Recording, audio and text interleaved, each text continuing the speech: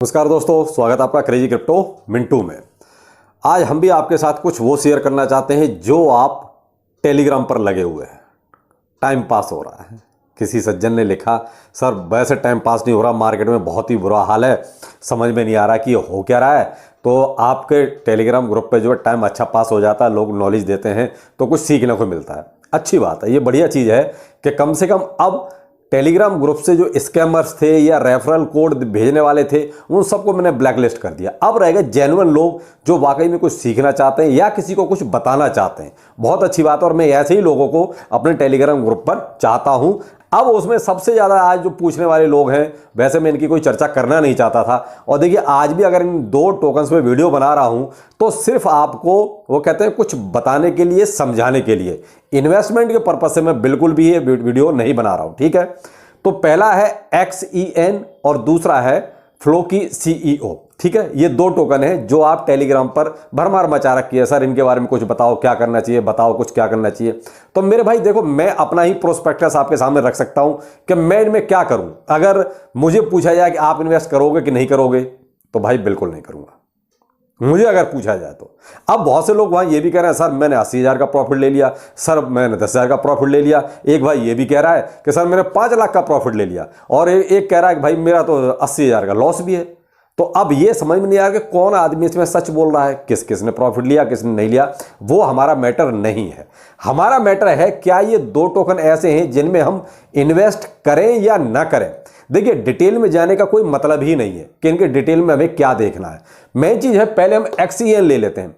XEN आज की date में मैं बहुत एक मोटी सी बात आपको बताता हूं, 99.4% ऑल टाइम हाई से नीचे पड़ा हुआ है।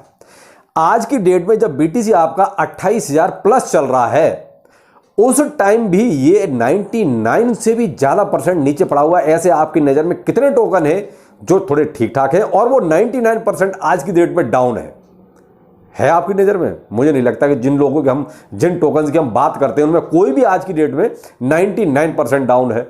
भाई 70%, 80%, 85%, यहां तक कि हुए थे 90% तक भी हुए थे डाउन जब हुए थे। लेकिन जब से BTC में थोड़ा सा सुधार आया है तो उन्होंने अपनी सिचुएशन को, पोजिशंस को सुधार लिया है। कुछ तो ऐसे हो गए जो 20-30% ही अब घाटे में रह गए हैं।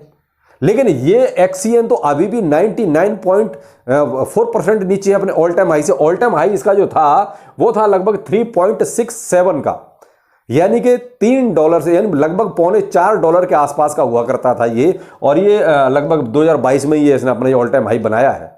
और आज की डेट में कहां पड़ा हुआ है वो आप देख रहे हैं। तो अब वही बात आती है कि इन्वेस्ट करना चाहिए कि नहीं करना चाहिए। भाई अब ये तो दोनों ही टोकन की बात कर लेता हूं मैं।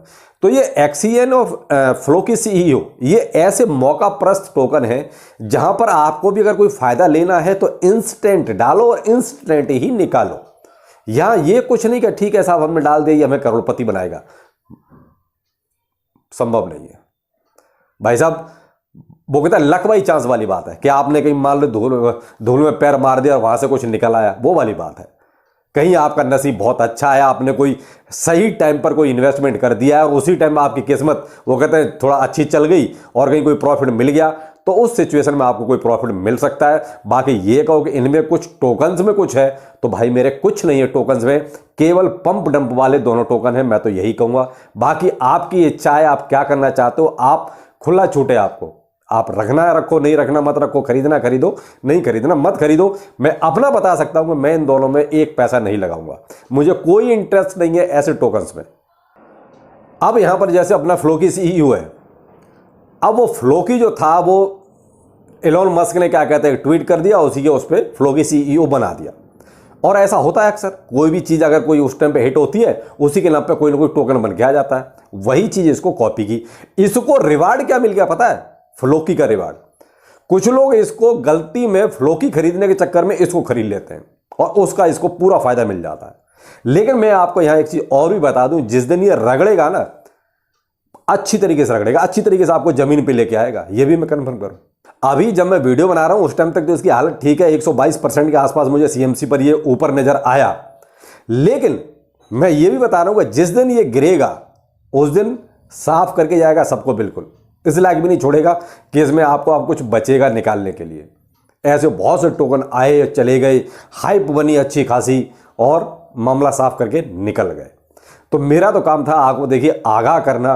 अगर आपको कहते हैं शॉर्ट टर्म में कुछ मिलता है, और जो भाई ये कहते हैं ना कि हमें प्रॉफिट मिल गया है, भाई अगर आपको प्रॉफिट मिल गया है तो ले लीजिए, चूकिए मत।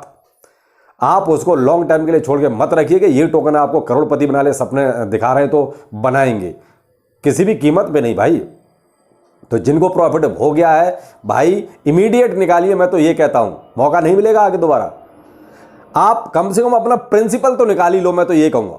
जो आपने लगाया है कम से कम उतना तो निकाल लो, बाकी प्रॉफिट का रह गया कोई बात नहीं, होता रहेगा प्रॉफिट।